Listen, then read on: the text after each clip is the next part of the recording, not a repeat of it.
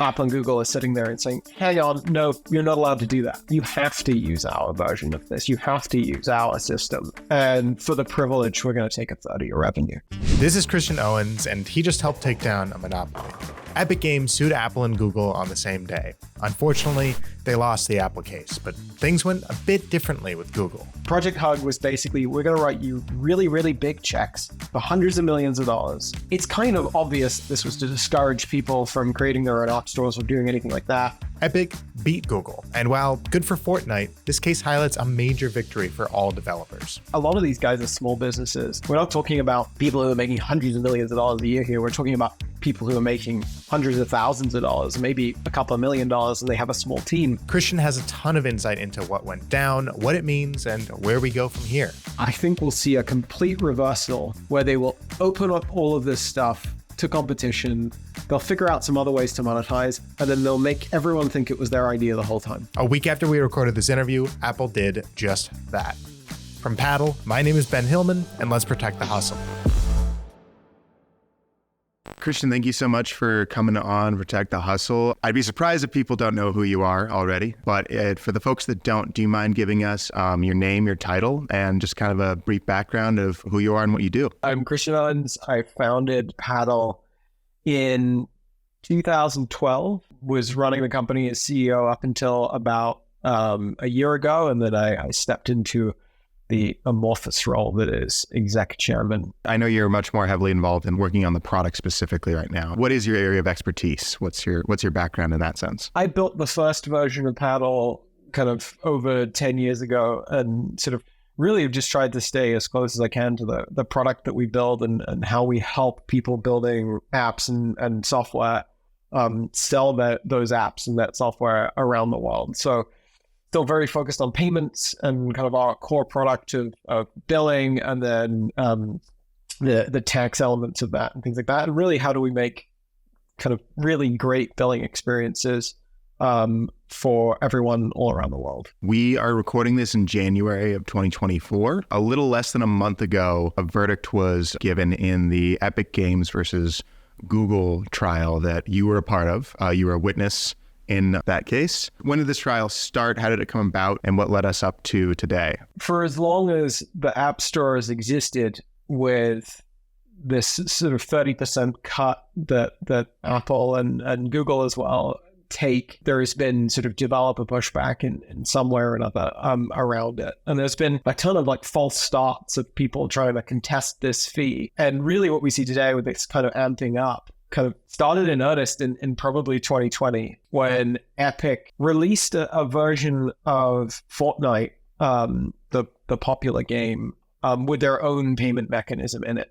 And then obviously this instantly, within 24 hours or so, was removed from the app stores, sort of both Google Play and the Apple App Store, forcibly, citing that they'd breached the developer agreement on these terms of service. And Epic, I think, anticipated this was going to happen and immediately sued Apple and Google in two separate federal lawsuits. And we've basically, for the last 3-4 years, just been seeing kind of these cases kind of play out.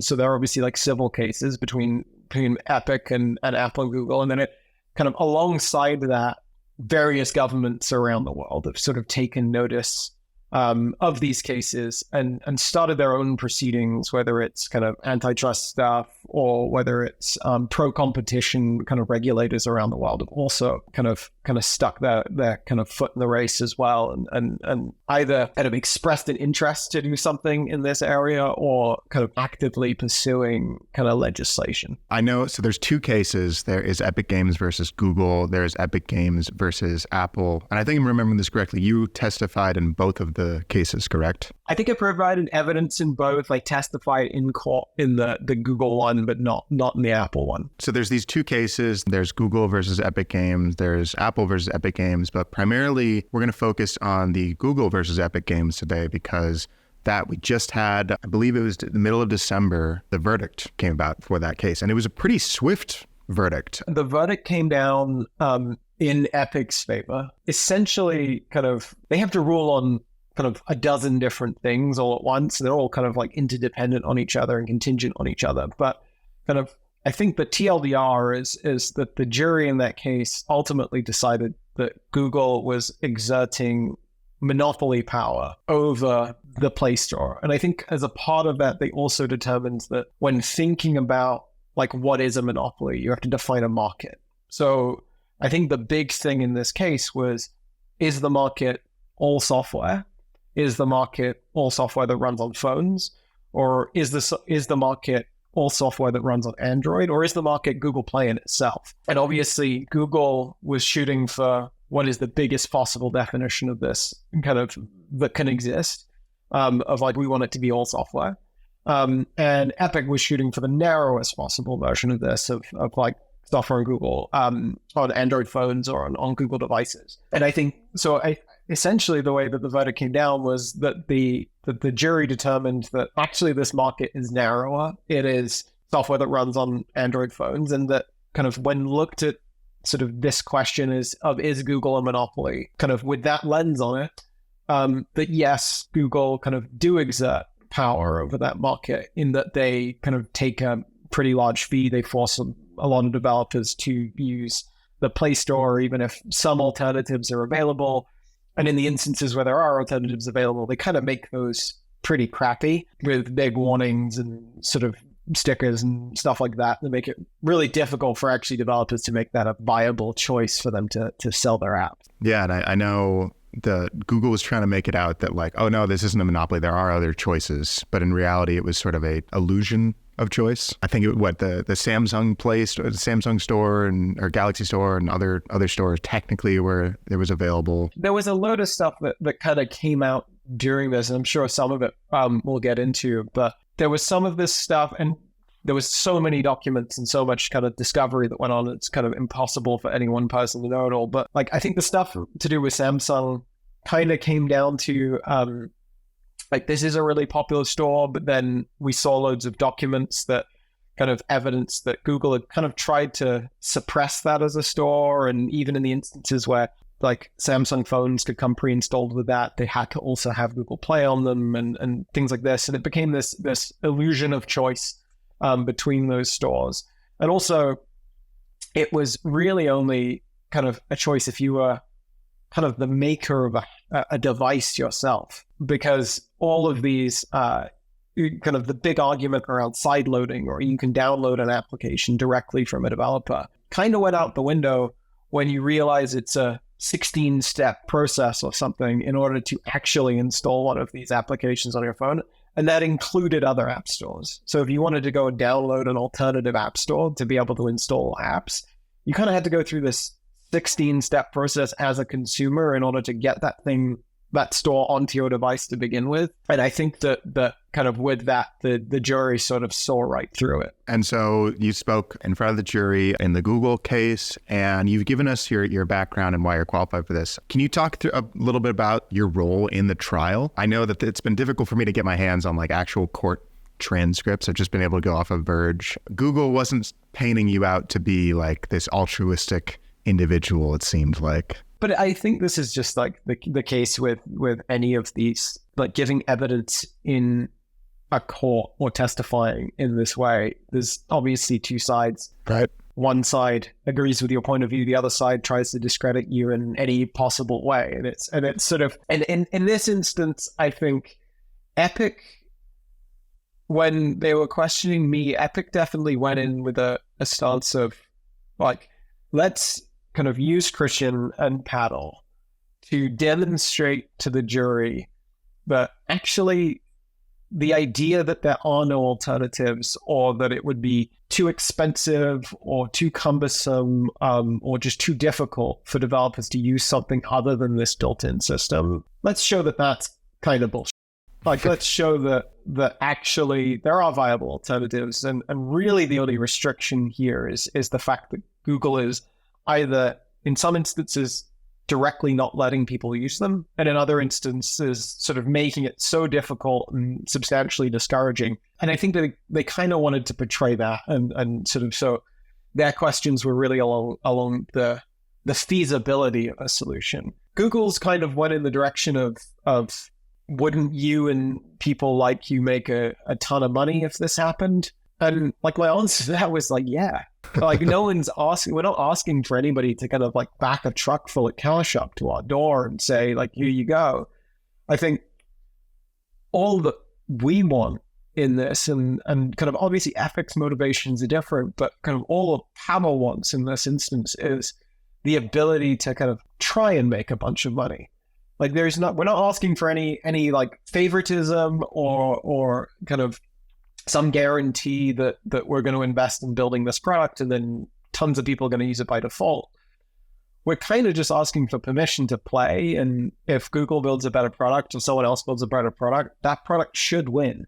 But it shouldn't win by default because nobody else is allowed to play the game. Because I know that this isn't unbiased reporting that I'm talking about here. We have a vested, Paddle does have a vested interest in this working out. But I know that what you represent is, I know you've had conversations with developers, with folks who use Paddle, who are kind of getting a little bit screwed by this scenario. What are there? I mean, you don't have to give me like specific examples of folks that this has happened to, but I wonder what has been the perspective from the developer in this sense. I think there is a few different perspectives, like when you speak to developers. One is very much this frustration that they have to maintain 2 or 3 different ways of selling their products across different platforms. It's like on the web, I use this one thing, on Android, I have to use this other thing, and on iOS, I have to use this different thing. Actually, it's just like the burden of like keeping all of those things in sync and then having to deal with these things in different places. So there's like that very kind of operational, pragmatic version of that. And then there are the other reasons kind of, and it kind of really depends business to business. But when you think that, I don't know, say we're talking about a SaaS product and someone's selling a SaaS product for $10 a month on the web, and they have a pretty solid, thriving business, and obviously they have costs, they have infrastructure, they have marketing, they have all of these things, but they're making $9.50 on every $10 they sell. And they've built like a pretty sustainable business around that. It's profitable or it's break even, or kind of they know how to model it. And then for a really arbitrary reason, just the platform that they happen to be selling on, they're taking $7 on every 10 rather than $9.50 on every 10, just because they're selling it on a phone. And it's exactly the same product. In a lot of these instances, you buy it in one place and you can use it everywhere. And I think that sort of there's obviously these operational reasons of not wanting to have 5 different sources of like where the revenue's coming from and having to deal with that. But there's another one of like, I've proven, like, I have a model where it only costs me 50 cents to take this transaction. Like, I know that that's how much it costs. And I'm driving the customers to go and download my app myself. Like I'm still paying for that marketing. I'm still doing all of that work, but arbitrarily I have to pay another $2.50 to process that transaction just because it's on a different device. I think that that's just incredibly frustrating for these developers who are already, a lot of these guys are small businesses. We're not talking about people who are making hundreds of millions of dollars a year here. We're talking about people who are making hundreds of thousands of dollars, maybe a couple of $1 million, and they have a small team. And it just feels like they're kind of building this business and building this product and getting to product market fit and figuring out their pricing and making all this stuff work is hard enough. And then they kind of have this extra kind of 25% tax kind of on their revenue that is just a huge headwind. Right. And it's kind of really interesting to see people kind of, especially like first-time founders, they do all of this work and then they're like, wait, what? Like, why? And what I hear there is that there's an understanding that, yes, if you're charging $10 for a various number of many different reasons, whether it's tax and what have you, you're not necessarily going to get every single cent of those $10. There has to be a little bit of percentage given away. But the issue here is that it's not only is 30% significant, and 30% is a huge difference for these small businesses between 10% even, there isn't even competition allowed to bring that 30% down. You know, that seems to be my understanding of it. It's people sitting there being like, either I've done the work to kind of build this infrastructure myself, or I'm willing to do the work to build this infrastructure myself. Hey, Apple, hey, Google, you don't actually need to do anything. Like, let me do it. I'll take this burden off of you that you're going to charge me 30% for. Sort of in that instance where they've been like, I'll do the work, I'll invest the resources. Apple and Google are sitting there and saying, hang on, no, you're not allowed to do that. You have to use our version of this. You have to use our system. And for the privilege, we're going to take a third of your revenue. And I guess the realization I'm having right now is this is where these sort of like what you're speaking to is not necessarily, there's even, this will apply to folks that won't even be using paddle and may never even be a fit for paddle, where it's folks that are still just across the board, anyone, not even if they're like a target customer of paddles, 30% can be debilitating. I am not concerned if anybody who ever like listens to this sort of doesn't use paddle at all. Well, obviously I'd love them to, but it's just like exclude our obvious bias for 5 seconds and just like think about it objectively. And it's like, okay, wait, I can take this payment over the internet via a mechanism that isn't, just because the app was downloaded from the App Store, via a mechanism that isn't that, and it costs me 5%. But just because the person pushed the button in this other place, no other reason, it's 30%. And it applies to everybody. And then this is where it gets like really absurd. Like this is where it gets super crazy, which is all of the apps that you use that just so happen to not be a digital product, not be a subscription or a streaming service or something like that. None of them, any of this applies to. So when you buy something on Amazon or you order food from DoorDash or you take an Uber or like whatever it is, like none of those transactions apply. Even though they're using that button, they're in the app, it's downloaded from the App Store. They're able to utilize all of this infrastructure that they've built elsewhere on the web or wherever to take these transactions at lower cost. Because I think Apple and Google and others recognize that it would be too difficult. It would either be too difficult for them to provide a competitive service for those types of products, or kind of alternatively, that actually it would destroy those businesses. Like if you think that sort of maybe DoorDash makes like $2 when you kind of spend 50, like taking 30% of that revenue just kind of mathematically isn't going to work anymore. Yeah. Like the DoorDash doesn't exist. So they exclude those businesses from it, even though the actual underlying mechanism of how these payments are processed is exactly the same. So it's really, it then goes from absurd to kind of a little bit malicious. You're like, okay, it's absurd that you were kind of charging me this 30% anyway. And now you find out that there are this whole swathe of businesses that it doesn't even apply to, and actually only applies to me because I'm selling software because you can. Holy shit, like this is a tax. This is you're just sort of charging me this money because you can charge it to me. Not because you need to, because you've proven for all of these other applications that actually you don't need to. And that you're fine with the safety and everything else of all of these other payment systems. It's literally just because you can. That was the impetus to like get involved here, is that this just that 30% alone, if we want to like be reductive about it, that 30% alone this is crazy. Like it should be, this is lower. I know there's a number of other factors we've talked about, but what I specifically want to get into is it gets worse than just you're charging higher than you should be. From what I understand, this came out in discovery, or it came out during the trial, that Project Hug. And for our listeners, if you're not familiar, Project Hug was this initiative by Google where they approached 22 game developers, Activision, Nintendo, Riot Games, with huge sums of money to keep them in the Play Store. You could launch on other app stores, but you had to launch on Google the same day. And they even offered Epic $147 million to launch Fortnite there. It sounds to me like a blatant bribery right there. I know that in a similar sense, I don't think this was a part of Project Hug, but Spotify also cut a deal in which they process their own payments and they only pay Google 4%. Yeah,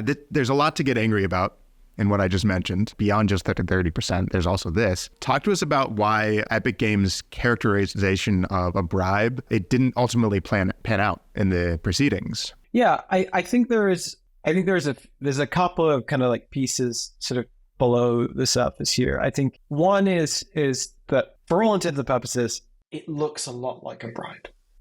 It was effectively what they were doing is giving these developers huge sums of money.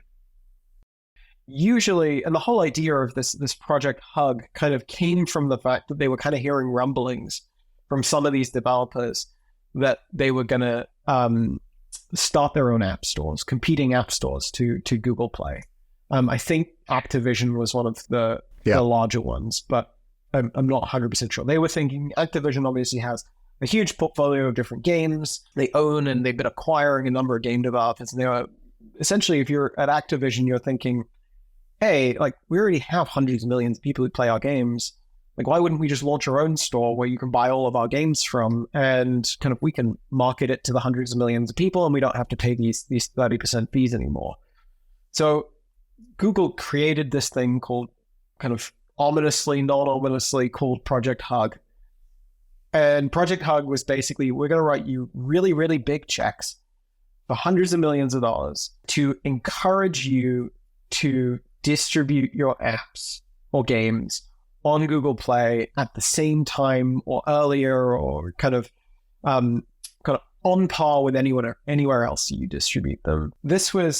It's kind of obvious this was to discourage people from creating their own app stores or doing anything like that. I think in the case itself and sort of subsequent kind of their arguments were, these are sort of like prepayments or kind of marketing credit. So some of these, when you hear $150 million or whatever it is, sometimes it's $75 million in cash and then $75 million in co-marketing. So for every dollar you spend, we also spend $1 on marketing your game. But effectively, it was kind of subsidizing the cost of this 30% for these developers. So you could say, and all of these deals were over a certain period of time. So you can pretty easily go, actually, that game makes $1 billion a year on Google Play. They're paying $300 million a year in fees. We're going to pay them $200 million a year in these incentives, which effectively, kind of depending on how you put it in Excel, says that they're paying 10% rather than 30 because you're giving them a bunch of money back or a bunch of benefit back. So that's how it became kind of not a bribe. And I think they pointed to other industries where things like this happen, like when you maybe do a Netflix deal and you get a bunch of money up front, or you sign a book publishing deal and you get a bunch of money up, like an advance, like a signing bonus, or, if you will. Like kind of stuff like that. The argument was that this doesn't actually make a big difference. These are marketing incentives for big things. And that kind of, like, you can sort of, giving them all of the benefit of the doubt in the world, you can kind of get there. You can kind of be like, okay, co-marketing, they're going to be spending money. The developer themselves have to spend money on this stuff. But then you see some of these other deals that were cut, like the Spotify deal, where Spotify is effectively paying 0% transaction fees on some of their revenue and only having to pay 3 or 4% of their revenue for transactions that they process themselves. This is outside of any kind of true sanctioned program that was available to all developers. And throughout this whole thing, Google denied any of these things were happening. There was a big kind of drama kind of during the case itself of Google trying to not get the percentage that Spotify was paying, this 4%, excluded from the record, so it would never be released and we wouldn't be having this conversation. And I think the quote, I'm going to get the quote wrong, but it was like, this would materially harm our ability to negotiate with people if people knew that Spotify was paying 4%. There's something in that of like, you don't want anybody to know about this deal or the terms of the deal or anything. Like, you're willing to go to these lengths to prevent that from getting out and happening. Like, maybe there's something going on there that sort of is slightly different to the way that you're presenting it to everybody and how this is working. And this, if we can compare this a bit to the Apple case for a second, because this seems where the exact difference is that, or one of the differences, basically the reason that the Apple case, Apple won in that instance, and in this case Google lost, is because it is a closed system. It's a walled garden. From what we can tell, they don't have any of this like kind of paper trail of these not actually bribes, but these payments, these discounts, if you will, to these other companies. Can you speak to a bit why, I mean, feel free to correct me on any of that, but why Apple was the victor in that case and Google was the loser in this case? I think there are 3 core reasons that Google lost and sort of Apple won. I think one is this was a jury trial in the instance of Google, and it was a bench trial, kind of just a judge in the instance of Apple. So I think that actually sort of the level of argument that you go into sort of, and also like the way that you kind of communicate this to a jury of people who maybe they're not as clued up on exactly all of these app markets and definitions and things like this. I think that actually in the instance of a jury trial, like you get down to the real essence of the argument as opposed to these kind of legal technicalities and things such as this that I think you can rely more on when it's just a judge who's sort of been doing this for 20, 30, 40 years and kind of you can make those sort of technical arguments too. I think the second, this was, I think it was a quote in an article from someone at Epic, but Apple didn't write anything down, I think was the quote of like, there was far less actual documentation and evidence of things that were happening, kind of things like Project Hug. Not only did we have Project Hug, but we had all of the internal like motivation behind it, which made it fairly transparent that they were trying to stop competition. And I think the third thing is Google, it was actually pretty shocking kind of watching kind of some of the trial and reading through some of the coverage of kind of how Google kind of conducted business internally. There was all of this, a good 2 or 3 days of the trial was spent on the fact that Google was effectively deleting evidence. All of this documentation about all of these programs that were like auto-deleted inside Google, even after they got the subpoenas for the trial, they were still deleting chat logs and evidence and sort of all of these things. And they were kind of marking documents as legally privileged, even if they weren't. They were sort of just basically everything that was happening or everything that they were creating were getting marked as legally privileged. And I think that whole set of scenario played out in front of a jury.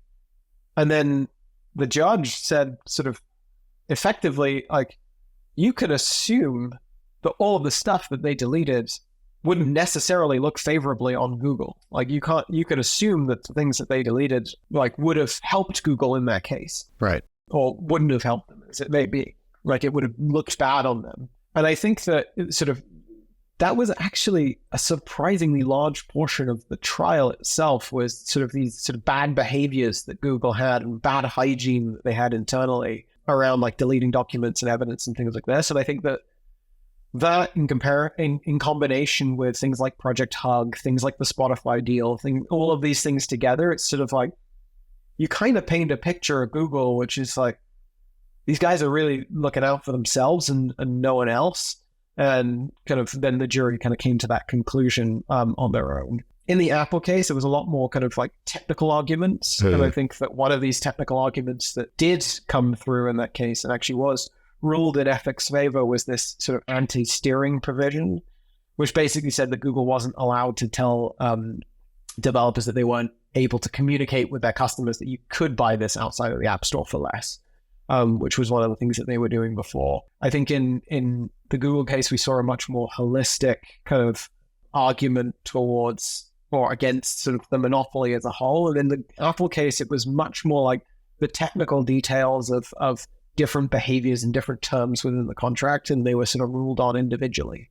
From what I've seen, this is like one of the most significant victories in a monopoly case since like Microsoft in the early 2000s, late 90s. I don't know if you want to go off of what the result of those cases were, or if maybe you have some what you think like insight into this, but the release of this podcast will be either right after or around the time when, because we have the verdict, but we don't have the punishment yet. Yeah. I know that the expectation is that there's going to be an appeal. Do you have any insight or ideas on what you think that the punishment that they're going to hand out is going to be? I think, I don't. No is fine. No is a completely fine answer. No, I think the only thing that we can really look at is sort of what's happened in almost like, in terms of how Epic's going to react and how Google's going to react to whatever the kind of punishment is. I think we can probably look to the Apple case. In the Apple case, it was immediately appealed. And then sort of has been through this process of kind of like legal ping pong between different courts and different things trying to... and I think that same thing's most likely going to happen here as well. I don't think Google's just going to roll over and be like, nope, like, how bad, you got us, kind of, we'll do whatever you say. I think this legal ping pong is going to happen as well. In terms of like what the actual punishment will be, I can only say what I hope, which is I hope that the judge takes into consideration both sort of the fact that the jury did determine that this was a monopoly and that Google were acting poorly, and also kind of Google's bad behavior around kind of these sort of bribe payments that weren't bribes and secret deals that weren't secret deals, like with Spotify and others. And actually, I think like it doesn't need to be a complex verdict. I think it can be one that's quite simple, which is allow developers to use third-party payment mechanisms. If you need to change the pricing model or the billing model of Google Play for developers so that they maybe pay a subscription fee or something to be listed in the Play Store, and maybe that fee is waived if you use Google's payment, like whatever it is, I think it can be quite simple. But I'm just hoping that kind of the real crux of all of this stuff is allow these developers to use alternative payment methods or payment systems to sell these products that don't come with a 30% fee. And I think hopefully, as long as that piece of it makes it in, I think it's we don't have to overcomplicate this. The one big win that came from the Apple case, like there was actually a one good thing that came out of it, which was that Apple is required to allow these external payment links, something that we provide at Paddle. And it seems like Epic knew this and was trying to show how a company like Paddle can actually like stand up to a company like Google. I think that was one of the big things that came out of, like a win that came out of the Apple case, was this anti-steering provision, which was essentially as part of the developer agreement that developers had with Apple. Not only do they have to use Apple's payment system for kind of transactions that occurred with apps downloaded from the App Store, but they almost had to like pretend that you couldn't buy the apps any other way. Like you couldn't, not only could you not like link out from an app to like a website to pay for something, but you couldn't even like mention it in the app to say, you can go to our website to buy this thing. Right. Sort of that was one of the things that was still upheld kind of through the kind of the Apple case itself. I think that they still haven't been required to comply with it yet because it's still going through that kind of legal ping pong appeals process. But really kind of that demonstrated, I think, that actually there can be a solution here that is as simple as allow these developers to use whatever payment system or mechanism that they use elsewhere and just be able to link to it. Even if you can't do it in an app, even if you can't sort of do it directly with like Apple Pay or Google Pay or whatever the kind of default system is, like just let these developers direct customers to another place that they can buy this stuff. And I think Paddle was sort of used as an example of, there are hundreds of developers on Paddle who sell through Paddle on the web, or they sell through Paddle on kind of desktop on Mac and on PC. And they also have iOS and Android apps as well. In the case of those developers, they can't even tell those people in those apps that you could also go and buy it on the web. So I think that if nothing else happens, I think that because like you laugh then because it sounds so absurd that you can't even be like, by the way, guys, you can go and buy this somewhere else. Like you can't even mention it. So I think that will kind of be upheld either way. It feels like that's the direction it's going. And even though Epic lost this Apple case for all kind of intents and purposes, they lost it. Like that still kind of made it through. So I think there are hundreds of examples of developers who would love to be able to do that, who are existing Paddle customers. And this doesn't just apply to Paddle. It applies to kind of any mechanism that they use to take these payments sort of online. Today, these developers aren't even allowed to acknowledge the fact that happens. And that just seems crazy. It seems like that this is going to be, unfortunately, a long ongoing battle, and hopefully there's going to be consistent, wins. But it sounds like they're just going to be sort of small wins. Something that really stuck out to me when you talked about this earlier was the providing that good billing experience. Billing, tax, finances, I'll speak from myself. It's like, it's always something that is sort of aggravating. The loopholes that you have to jump through, even just like from the customer side or even doing your own finances or anything like that. In this case, yes, the ideal would be to do it in the app. You don't actually have to leave or anything like that. Let's start with just being able to open on the web, just being like, yes, you can pay this other place, and then you can come back here and confirm that. That's still not a excellent experience because you have to go elsewhere and then come back. But in the grand scheme of things, it is a small incremental step that can hopefully lead to eventually this getting resolved. But it doesn't sound like that it's going to be resolved soon. If I had to make a prediction on what I think is going to happen, I think that there's really two players who matter in terms of making these decisions, and it's Apple and Google. Like, we can talk about other people who have app stores and things like this, but really they're so insignificant and rounding errors in comparison to these two kind of behemoths. And they kind of follow each other.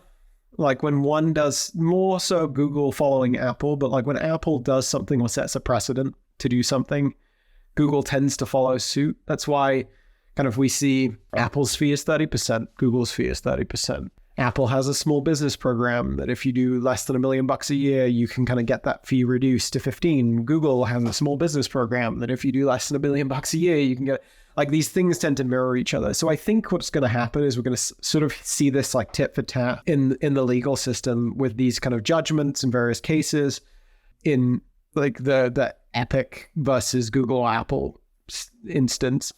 We'll see, maybe they say that, you know, developers should be able to link out to their own websites or whatever it is. We'll see this kind of gradually chip away at some of this power. And I think we'll probably see Apple and Google kind of mirror each other on this, because I think that if it happens to one, it's sort of inevitable that if there could be legal action that makes it happen to the other, and it's probably cheaper for them to just implement the same thing than it is to kind of go through another legal battle. I think we'll see that for a while. And then I think what we're going to see at the same time is kind of governments coming in. We have like the Digital Markets Act in the EU. We have kind of, there's an app fairness bill kind of in the US. There's sort of a handful of, we'll see some of these things start to stick. Like, we obviously saw it with kind of Apple caving to kind of the EU on like USB-C on the new iPhone and things like that. I think that stuff will start to happen. And then I think that, I don't know whether this is going to be a year from now or 3 years from now or whatever, I think we'll see a complete reversal, probably from Apple rather than from Google, where they will open up all of this stuff to competition. They'll figure out some other ways to monetize, and then they'll make everyone think it was their idea the whole time. Because they do this with everything. You see this with like USB-C now. Like, kind of, you saw this with EU mandating that the phone has USB-C. And then we have an Apple announcement where they're like, we've created this great new innovation of USB-C, and it's the best thing ever, and sort of, you're welcome, world. And they're just reacting to some regulation. But I think that in a few years' time, like, we'll start to chip away at this stuff. The regulators will come in, kind of, they'll water it down some more. And then there will be a WWDC or one of these keynotes from Apple or Google or somebody where they flip this whole thing and sort of, they open everything up, but it'll be like, kind of, we're the best company in the world because look at what we did.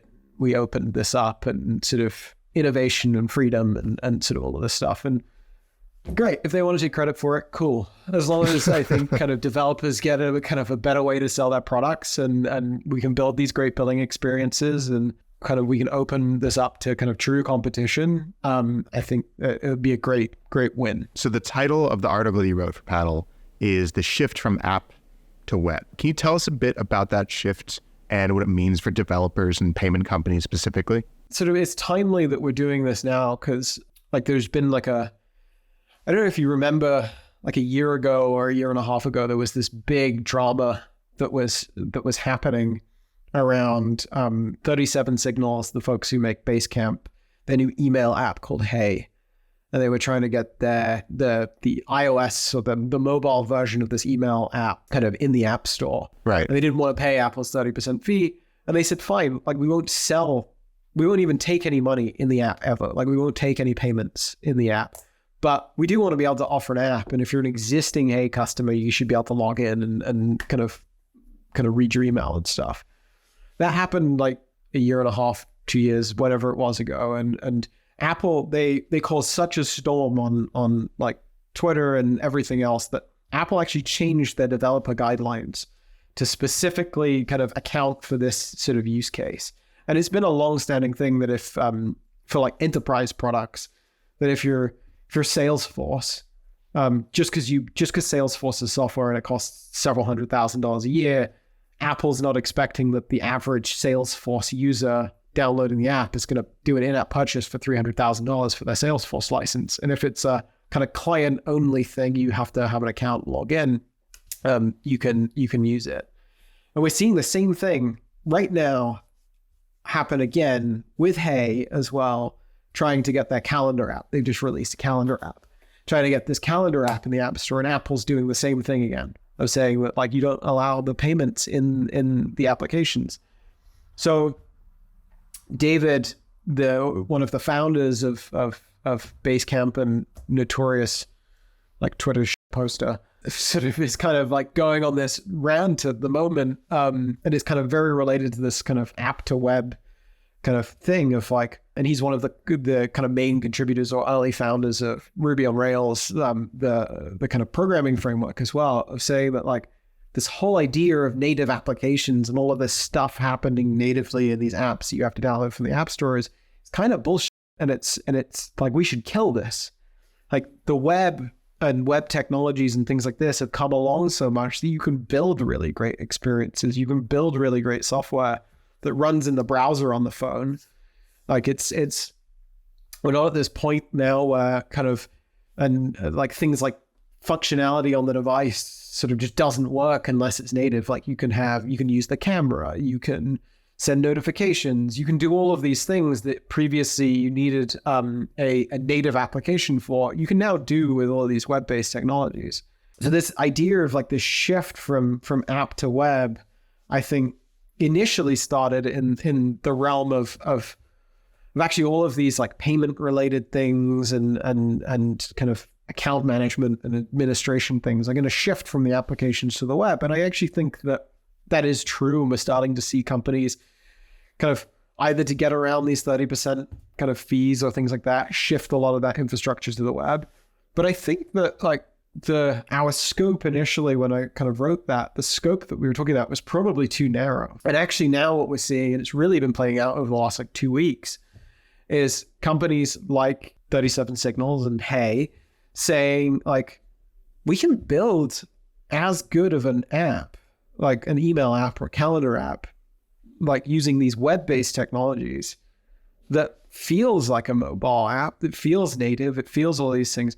Like we can build all of that stuff and just bypass all of these systems completely and provide just as good an experience. And I think that like we're going to increasingly see that more and more. And I think companies are going to start with this shift from app to web for the stuff to kind of get around a lot of these fees and where it makes kind of economic sense to that business to do so with like billing infrastructure and things like that. But I think eventually, we're seeing this kind of reversal of everything has to be a native application. And kind of folks like Hey and others are going to kind of lead that charge into sort of how do we make kind of web-based experiences and applications feel like native kind of first-class citizens. And I think it's all of this stuff's born out of frustration. It's these folks who are building these businesses and building these apps being like, why the hell do I have to put up with this stuff, whether it's paying 30% or having to have every version of my application that I want to give to a customer kind of reviewed by someone else to make sure that it meets their kind of arbitrary guidelines, when I can build an equivalent product that is as good, if not better, because it's more flexible and distributed directly. And I think that we're going to increasingly see more and more of that. I have a bit of a theory on this myself, based on something you had mentioned previously. Is there a downside or risks to opening this up? If Apple and Google came together and kumbaya tomorrow, we're like, all right, fine, we're doing this for the developers. Like, is there a downside to there being more open competition that perhaps would hurt developers in this case, whereas they are protected now? I don't think so. And it's really easy to say that when you kind of have a horse in the race, but I think that like the web itself and software and SaaS generally has thrived from kind of open competition. Like companies, like it's as much of a struggle for companies to get a new customer or acquire a new customer on the web as it is in these app stores. It's not like these app stores solve that problem completely. There is shitty, harmful websites that exist that you shouldn't go to that sort of kind of try and scam old people. And those apps still exist. Like with these, even with these review processes and things like that, like it's not like everybody's immune to kind of this and this, the safest environment that exists. All of these problems exist in both places. And I think that my feeling is that if this is opened up to competition, like whether that's competition on payments, whether it's competition more broadly, if like actually these app stores sort of cease to be gatekeepers, I think we have an app environment that just looks a lot like the web environment that we've existed in for kind of 20, 30 years and has been pretty great. And hopefully it's just that with fewer gatekeepers, with fewer of these like egregious fees that developers have to pay, and really just a kind of a more fruitful environment for these people to build applications and build businesses without sort of some strange overlord telling them what they can and can't do. What advice would you give the new developers that are entering this market in light of all these changes? I think that now more than ever, sort of like we're sitting in this very weird moment where it's sort of like, it's like Schrodinger's verdict. Like we don't know whether it's going to go down in one direction or the other. We don't know when it's going to happen. We don't know how extreme it's going to happen, sort of, or even if these punishments sort of come down and open this stuff up. We don't know how long the appeals process is going to take. We don't know what the implementation that then Google or Apple goes away and creates like is going to look like. So I would say like the biggest thing is just building with optionality, like building with flexibility in mind, building with sort of trying to abstract away kind of a lot of this sort of your reliance on different kind of providers to do stuff. Don't rely on the App Store version of doing something. Don't rely on the Play Store version of doing something. I think that in a lot of instances, you're still going to have to use that solutions, especially in the short term. But it's like, I think unfortunately, in the short term, there is going to be a greater kind of impetus on developers to have to build their own kind of pieces of infrastructure that kind of bridge these different things. But the main piece of advice would be like build in such a way that gives you optionality for whatever these scenarios happen and whenever they happen. There is a version of this where kind of like for the next couple of years until sort of the regulatory piece happens, that the judgment in the Google case doesn't really stick, and that the actual kind of like punishment or remedy for this isn't something that actually has much teeth to it, and Google find a way around it very quickly. And then we have to kind of go through this whole thing again of somebody suing somebody until this happens. So it would be a case of don't build this in a way where you're banking on that being the outcome being that you're going to be able to take payments in any way you like. Equally, don't bank on that not happening. So I think just build with flexibility and optionality in mind, and sort of kind of really think through some of these decisions that you're going to make, especially if you're building for the long term. And yeah, I think sort of experiment, and hopefully when folks like us, like Paddle, are able to help developers in this instance, we can do that in such a way that makes it as easily as humanly possible to kind of replace one thing for another. But I think that given that we don't know exactly how the likes of Apple and Google are going to implement whatever their solution is to whatever court order or it is that they're told to do, I think you just have to assume sort of the worst, and thus kind of plan for as much flexibility and non-reliance on any one party as you possibly can. And I think there are some interesting tools, like speaking not in an unbiased way, I think there's some interesting tools like Revenue Cat who kind of provide this sort of bridge between a developer who wants to implement in-app purchases, for example, can implement Revenue Cat, and then they do all of the kind of implementation behind the scenes with whatever underlying kind of provider of monetization you use. So I'm hoping that the tools like that will be able to make this much easier for developers along down the line, where like you've integrated with this Revenue Cat kind of abstraction layer, and if you want to swap out Apple for hopefully Paddle or hopefully something else in the future, you'll be able to without kind of fully ripping kind of your business to pieces. But yeah, I think just build with optionality in mind. Correct me if I get the percentages wrong here, but I know that Paddle's proposing rather than the 15 to 30% charges that Google and Apple would make, Paddle would charge, I think it's like 10%. I know that as with the institutional knowledge of working at Paddle, what you get, but that optionality that you were just talking about, what are developers getting from Paddle from that 10%, whereas maybe it might be more alluring of like, oh, only 4%, like something that Spotify gets. What are they getting with that extra percentage? On the pricing specifically, we decided to make it kind of like a sort of a bifurcated price.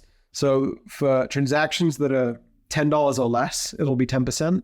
And for transactions over $10, it'll be 5% and 50 cents, which basically means that you pay sort of the lesser of 5% and 50 cents or 10%, depending on kind of the size of the transaction. So the vast majority of developers will actually pay much less than 10%, kind of when they actually start kind of processing through Paddle. I think the main reasons or kind of like what do you get with Paddle that you don't get with the App Store or kind of vice versa, I think is we want to provide these developers with flexible infrastructure that solves all of these kind of like business headache challenges that come associated with taking payments from people around the world, taxes and compliance and sort of all this stuff. Like completely remove them from the scope of having to deal with all of that complexity in a similar way to they're completely removed from the scope of dealing with that complexity with an app store, but give them full flexibility around things like price points. Like with the app store, you can't actually decide how much your product costs. Like you can't actually set a price. You have to choose a price from a list of price tiers. So like if you go on the App Store, you'll notice that everything is like 99 cents or $1.99 or $2.99 or like whatever it is. You can't actually choose like, I want to sell for $1.50 or I want to sell for $10 flat. Like it has to be a predefined price that Apple has specified and you choose one of those tiers.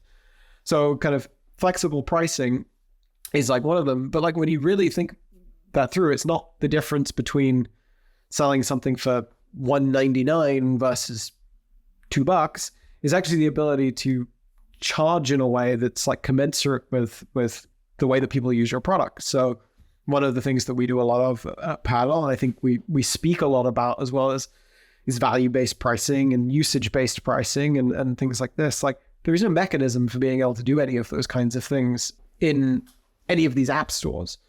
So you're kind of given very blunt instruments in order to like how you monetize and sort of things like this. So we want to give all of that kind of compliant infrastructure for people to be able to run their business, but with infinite amounts of flexibility of how they price, what billing models they use.